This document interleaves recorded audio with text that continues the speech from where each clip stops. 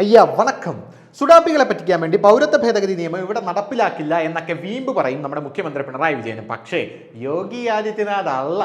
സത്യം പറഞ്ഞാൽ മോദിയുടെ ബി ടീം എന്ന് പറയുന്നത് നമ്മുടെ മുഖ്യമന്ത്രി പിണറായി വിജയൻ തന്നെയാണ് എന്നുള്ള കാര്യത്തിൽ എനിക്ക് യാതൊരുവിധ സംശയമില്ല. നിങ്ങൾക്ക് അങ്ങനെ സംശയം ഉണ്ടെങ്കിൽ ആ സംശയം ഞാൻ ദൂരീകരിച്ചു തരാം എന്ന് മാത്രമേ എനിക്കിപ്പോൾ പറയാനായിട്ട് സാധിക്കുകയുള്ളൂ. അതായത് പൗരത്വ ഭേദഗതി നിയമം വന്നപ്പോൾ ആദ്യമായിട്ട് ഡിറ്റൻഷൻ സെന്ററുകൾ തുടങ്ങിയത് എവിടെയാണ്? അത് ആസാമിലാണ്. ആസാമിൽ തുടങ്ങി രണ്ടിൽ ഡിറ്റൻഷൻ സെന്റർ തുടങ്ങിയ വേറൊരു സംസ്ഥാനമാണ് നമ്മുടെ കൊച്ചു കേരളം എന്ന് പറയുന്നത്. പക്ഷേ അങ്ങനെ ഡിറ്റൻഷൻ സെന്റർ തുടങ്ങുമ്പോഴും നമ്മൾ അതിന് ഡിറ്റൻഷൻ സെന്റർ എന്ന് പേര് കൊടുക്കില്ല, കരുതൽ കേന്ദ്രം. പിണറായി വിജയൻ വക കരുതൽ കേന്ദ്രം എന്നാണ് ആ ഡിറ്റൻഷൻ സെന്ററുകൾക്ക് നമ്മൾ പേര് കൊടുക്കുന്നത്.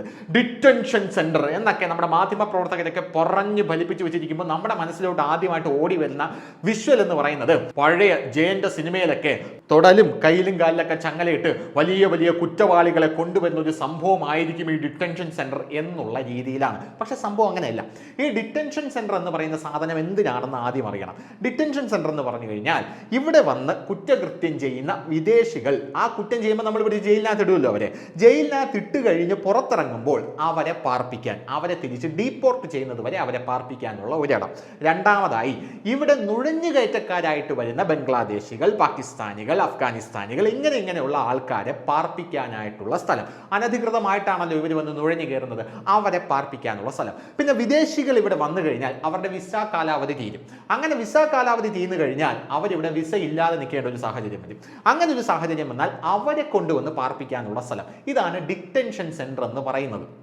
ഈ ഡിറ്റൻഷൻ സെന്റർ എങ്ങനെ ആയിരിക്കണം എന്നുള്ളതിന് UN മാർഗനിർദ്ദേശം വരെ ഉണ്ട് എന്നുള്ളതാണ് വേറൊരു കാര്യം. ഡിറ്റൻഷൻ സെന്ററിൽ വളരെ മാന്യമായിട്ടായിരിക്കണം അവിടെയുള്ള അന്തേവാസികളോട് പെരുമാറേണ്ടത്. ഡിറ്റൻഷൻ സെന്ററിൽ യൂറോപ്യൻ ക്ലോസറ്റ് തന്നെ കൊടുത്തിരിക്കണം. ഡിറ്റൻഷൻ സെന്ററിൽ ഇവർക്ക് കഴിക്കാൻ എന്താണ് ഭക്ഷണം വേണ്ടതെന്ന് ചോദിച്ചാൽ അതവർക്ക് കൊടുത്തിരിക്കണം. സത്യം പറഞ്ഞാൽ ഒരു സുഖവാസ കേന്ദ്രം. ഇതാണ് യഥാർത്ഥത്തിൽ ഡിറ്റൻഷൻ സെന്റർ എന്ന് പറയുന്നത്. അപ്പുറത്തെ രാജ്യത്ത് നിന്ന് ഇപ്പുറത്ത് വന്ന് കുറ്റകൃത്യം ചെയ്തവൻ ശിക്ഷിച്ച് പുറത്തിറങ്ങി കഴിഞ്ഞാലും അവനെയും കൊണ്ടിടുന്നത് അവൻ്റെ രാജ്യത്ത് പോകുന്നത് ഈ ഡിറ്റൻഷൻ സെന്ററിലാണ്. അപ്പോൾ ഇതാണ് ഡിറ്റൻഷൻ സെന്റർ. US കൃത്യമായിട്ടുള്ള നോംസ് ആൻഡ് കണ്ടീഷൻസ് ഡിറ്റൻഷൻ സെന്ററിനെ കുറിച്ചുണ്ട്. The United State standard minimum rules for the treatment of prisoners in detention centre, ഇങ്ങനെയാണ് അത് പറഞ്ഞിരിക്കുന്നത്. അതിൽ കൃത്യമായിട്ട് പല ഒബ്സർവേഷനും പറഞ്ഞിട്ടുണ്ട്. All prisoners shall be treated with the respect due to their inherent dignity and value as human beings. No prisoner shall be subjected to and all prisoners shall be protected from torture and other cruel, inhuman or degrading treatment or punishment for which no circumstances whatsoever may be invoked as justification. അത് കഴിഞ്ഞ് rule 2. The present rule shall be applied impartially. There shall be no discrimination on the grounds of race, color, sex, language, religion, political or other opinion, national or social origin, property, birth or any other status. The religious beliefs and moral perspectives of prisoners shall be respected. ഇതാണ് detention സെന്ററുകളുടെ നിയമം എന്ന് പറയുന്നത്. Detention സെന്ററിൽ വരുന്ന prisoners അല്ലെങ്കിൽ അന്തേവാസികൾ ഇവരുടെ religious ബിലീഫ്സിന് പോലും നമ്മൾ കൂട്ടുനിൽക്കണം. അവരെനിക്ക് ഇന്ന കാര്യം വേണം, എൻ്റെ മതപരമായിട്ടുള്ള കാര്യമാണ് എന്ന് പറഞ്ഞു കഴിഞ്ഞാൽ അതുപോലും ചെയ്തു കൊടുക്കാനായിട്ട് ഡിറ്റൻഷൻ സെന്ററിലുള്ള ആൾക്കാർ ബാധ്യസ്ഥരാണ്. അതായത് ഡിറ്റൻഷൻ സെന്ററിലെ കെയർ ടേക്കർ ബാധ്യസ്ഥനാണ് എന്നാണ് പറയുന്നത്. അപ്പോൾ ഇതാണ് ഡിറ്റൻഷൻ സെന്റർ എന്ന് പറയുന്നത്. അല്ലാതെ നിങ്ങൾ വിചാരിക്കും പോലെ വലിയ തൊടലുവിട്ട് ഇങ്ങനെ കയ്യിലും കാലിലും ആൾക്കാർ വലിച്ചഴയ്ക്കുന്ന ഒരു സാധനമല്ല. അതൊക്കെ നമ്മുടെ ഇവിടുത്തെ മാധ്യമ സൃഷ്ടിയാണ്. നരേന്ദ്രമോദി ഇങ്ങനെ ഡിറ്റൻഷൻ സെന്റർ തുടങ്ങാൻ പോകുന്നു, അത് അങ്ങോട്ട് നോക്കൂ ഹിറ്റ്ലർ, ഇങ്ങോട്ട് നോക്കൂ മുസോളിനി, മുകളിലോട്ട് നോക്കൂ ഈദി അമീൻ എന്നൊക്കെ പറഞ്ഞുകൊണ്ടുള്ള ഇവരുടെ വെറും ജൽപ്പനങ്ങൾ മാത്രമാണ്. അപ്പം നമ്മൾ പറഞ്ഞു വന്നാൽ ഇതൊന്നുമല്ല. സത്യം പറഞ്ഞാൽ മുഖ്യമന്ത്രി പിണറായി വിജയൻ്റെ കാര്യം ആലോചിക്കുമ്പോൾ ചിരിച്ച് മണ്ണ് കപ്പും എന്നുള്ള കാര്യത്തിൽ യാതൊരുവിധ സംശയമില്ല. കാരണം മുഖ്യമന്ത്രി പിണറായി വിജയൻ നരേന്ദ്രമോദി അവിടെ നിന്ന് എന്ത് പറഞ്ഞാലും വായും പൊത്തി മൂടും പൊത്തി നിന്ന് അനുസരിക്കുന്ന ഒരു കാഴ്ചയാണ് നമുക്ക് കാണാനായിട്ട് സാധിക്കുന്നത്. മുഖ്യമന്ത്രി പിണറായി വിജയനാണ് ആസാമിന് ശേഷം ഡിറ്റൻഷൻ സെന്ററുകൾ കേരളത്തിൽ തുടങ്ങിയ ആദ്യത്തെ വ്യക്തി. ഡിറ്റൻഷൻ സെന്റർ ഇവിടെ ആദ്യം തുടങ്ങിയത് തൃശ്ശൂരാണ്. അത് കഴിഞ്ഞ് കൊല്ലത്തൊരെണ്ണം തുടങ്ങി. ഈ കൊല്ലത്തും തൃശ്ശൂരും തുടങ്ങിയ ഡിറ്റൻഷൻ സെന്ററുകളിൽ രാത്രി ആരും അറിയാതെ 8 അന്തേവാസികളെ കൊണ്ട് പാർപ്പിക്കുകയും ചെയ്തു. ഇതറിഞ്ഞ ദേശാഭിമാനി ഒന്ന് നടുങ്ങി.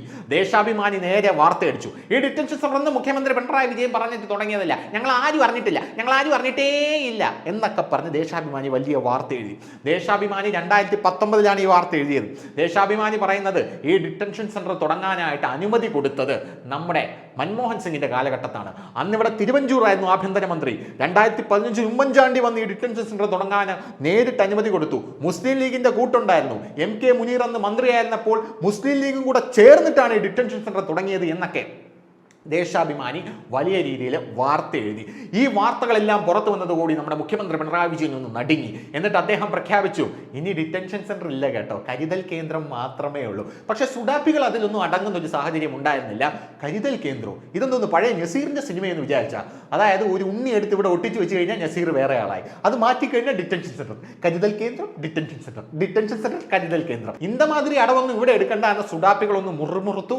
മൗദൂദി ചാനൽ മുഖ്യമന്ത്രി പിണറായി വിജയൻ കൊരവളി ഒന്ന് പിടിച്ച് തിരിച്ചു നോക്കി. ഇതോടുകൂടി മുഖ്യമന്ത്രി പിണറായി വിജയൻ വരണ്ടു.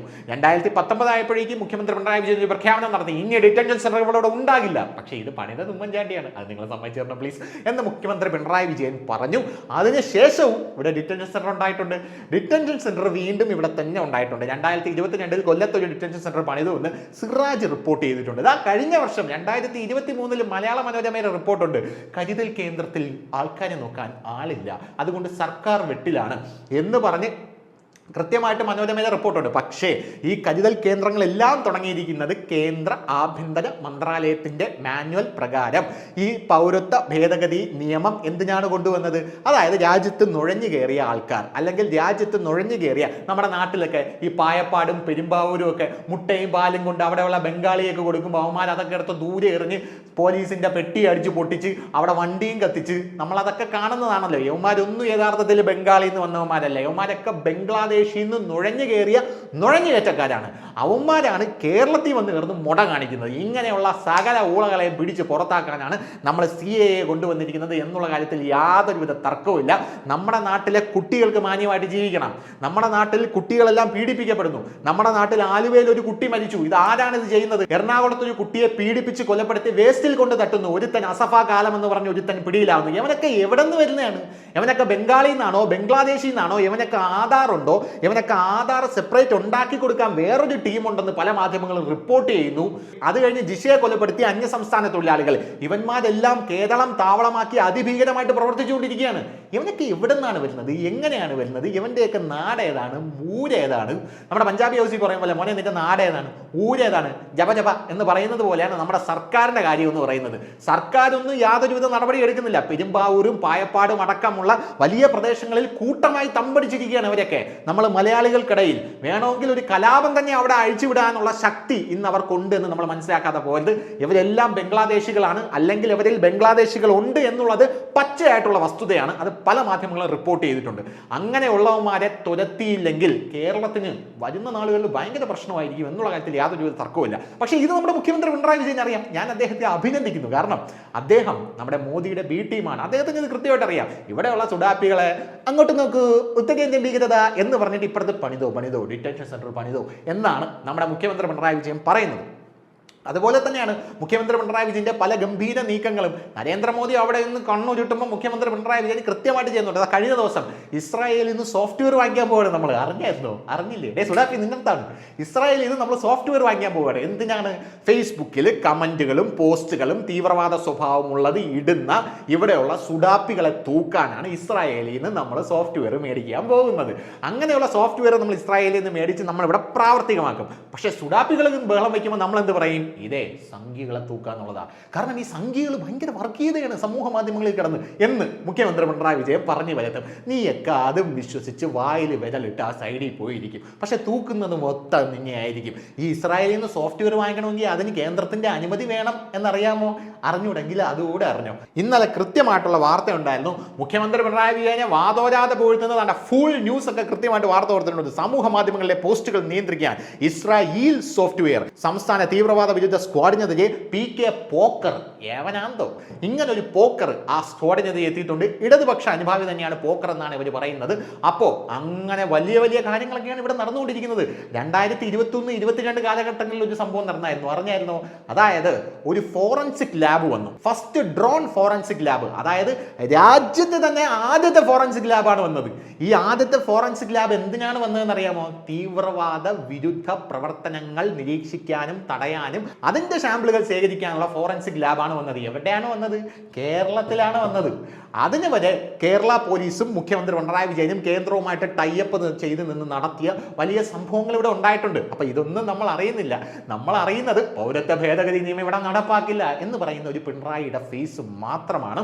കൃത്യമായിട്ട് ഇവിടെ തടങ്കൽ പാളയവും വന്നിട്ടുണ്ട്. എല്ലാ കാര്യവും ഇവിടെ കൃത്യവും വ്യക്തവുമായിട്ട് നടക്കുന്നുണ്ട്. പിന്നെ സുഡാപ്പികൾ കിടന്ന് ബഹളം വയ്ക്കുമ്പോൾ അങ്ങോട്ട് നോക്കൂ ഉത്തരേന്ത്യൻ ഭീകരത എന്ന് പറയുന്നത് മാത്രമേ ഉള്ളൂ എന്നുള്ളതാണ്. ഇനി തടങ്കൽ പാളയത്തിനെ കുറിച്ച് കൃത്യമായും വ്യക്തമായും സുഡാപ്പി ചാനലുകൾ റിപ്പോർട്ട് ചെയ്ത, പിന്നെ മലയാളത്തിലെ ക്രെഡിബിൾ മാധ്യമങ്ങളായ മനോരമ റിപ്പോർട്ട് ചെയ്ത ചില വാർത്തകളിലൂടെ നമുക്ക് ചടപടാന്നൊന്ന് വായിച്ചങ്ങ് വിടാം. 2022 ഡിസംബറിൽ സിറാജ് കൊടുത്ത വാർത്തയാണിത്. 2022 ഡിസംബറിൽ കൊല്ലത്തെ തടങ്കൽ പാളയവും ആശങ്കകളും. സിറാജ് പറയുന്നത്, കേരളത്തിലും സ്ഥാപിതമായിരിക്കുന്നു തടങ്കൽ പാളയം. കൊല്ലം ജില്ലയിലെ കൊട്ടിയത്ത് നവംബർ 22-ന് തടങ്കൽ പാളയ പ്രവർത്തനം ആരംഭിച്ച കാര്യം കേരള ഹൈക്കോടതിയിൽ നൽകിയ സത്യവാങ്മൂലത്തിൽ സർക്കാർ തന്നെയാണ് വ്യക്തമാക്കിയത്. തൃശ്ശൂരിൽ പ്രവർത്തിച്ചിരുന്ന താൽക്കാലിക ട്രാൻസിറ്റ് ഹോമിലെ അന്തേവാസികളെ അന്ന് പുലർച്ചെ 4 മണിക്ക് പുതിയ കേന്ദ്രത്തിലേക്ക് മാറ്റുകയും ചെയ്തു. തടങ്കൽ പാളയത്തിന് സുരക്ഷ നൽകാൻ ആഭ്യന്തര വകുപ്പ് സംസ്ഥാന പോലീസ് മേധാവിക്ക് നിർദ്ദേശം നൽകിയിട്ടുണ്ട്. കേന്ദ്ര സർക്കാർ പുറത്തിറക്കിയ മോഡൽ ഡിറ്റൻഷൻ മാനുവലിന്റെ അടിസ്ഥാനത്തിൽ സാമൂഹ്യനീതി വകുപ്പിന് കീഴിലാണ് ഇത് തയ്യാറാക്കിയിരിക്കുന്നത് എന്നാണ് പറയുന്നത്. 5000 ചതുരശ്ര അടിയിൽ 5 മുറികളോട് കൂടിയ 20 പേർക്ക് താമസിക്കാൻ സൗകര്യമുള്ള ഇരുനില കെട്ടിടമാണ് പുതിയ തടങ്കൽ പാളയം. അത് കഴിഞ്ഞ് മനോരമയുടെ വാർത്തയുണ്ട്. മനോരമ 2021 കൊടുത്ത വാർത്ത, ശിക്ഷാ കാലാവധി പൂർത്തിയായും ജാമ്യം ലഭിച്ചും ജയിലിൽ നിന്ന് പുറത്തു വരുന്ന വിദേശികളെ പാർപ്പിക്കാൻ സർക്കാർ ആരംഭിക്കുന്ന സ്ഥിരം തടങ്കൽ പാളയം, അതിന്റെ ബ്രാക്കറ്റിൽ ഡിറ്റൻഷൻ സെന്റർ, ഏറ്റെടുത്ത് നടത്താൻ ആളില്ല.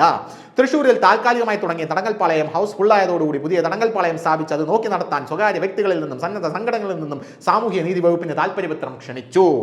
കഴിഞ്ഞ മാസം വിളിച്ചപ്പോൾ ഒരു സംഘടന മാത്രം അപേക്ഷ നൽകിയതിനാൽ വീണ്ടും അപേക്ഷ ക്ഷണിച്ചു. അപേക്ഷ നൽകാനുള്ള അവസാന ദിവസം തിങ്കളാഴ്ചയാണ്. ഇതുവരെ ആരും മുന്നോട്ട് വന്നിട്ടില്ല. ഇതോടെ സർക്കാർ വെട്ടിലായി. മുൻപ് തടങ്കൽ പാളയങ്ങൾ സംസ്ഥാനത്ത് ആരംഭിക്കാൻ സർക്കാർ നീക്കം നടത്തിയതിന് പ്രതിഷേധമുയർന്നിരുന്നു. പൗരത്വ നിയമ പ്രക്ഷോഭത്തിനിടെയായിരുന്നു ഇത്. തുടർന്ന് അത് സംബന്ധിച്ച് സർക്കാർ നടപടി നിർത്തിവെച്ചതായി 2019 ഡിസംബറിൽ മുഖ്യമന്ത്രിയുടെ ഓഫീസ് അറിയിച്ചു. എന്നാൽ ഇതാണ് ഹൈലൈറ്റ്, ഹൈക്കോടതി ഉത്തരവിന്റെ അടിസ്ഥാനത്തിലാണ് ഇപ്പോൾ തടങ്കൽ പാളയം തുടർന്നതെന്ന് ജയിൽ അധികൃതർ വ്യക്തമാക്കി. അതായത് എൻ്റെ പൊന്നുമോനെ, നാളെ മുതൽ മുഖ്യമന്ത്രി പിണറായി വിജയൻ പറയാണ് 500 രൂപയുടെ നോട്ടുകൾ ഇനി ഞാൻ അടിക്കില്ല.